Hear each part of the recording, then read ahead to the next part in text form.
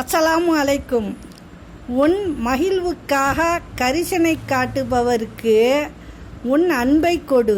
உன் இரகசியம் பேணுவோருக்கு உன் நட்பையும் தோழமையும் கொடு.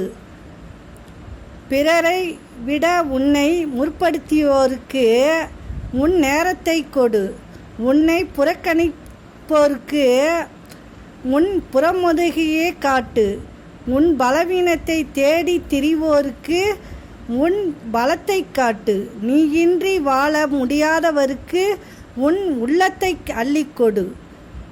இவ்வளவு செய்தும் உன்னை நிராகரித்தவரை கண்டால் அத்தனையும் விட்டு ஒதுங்கிவிடு.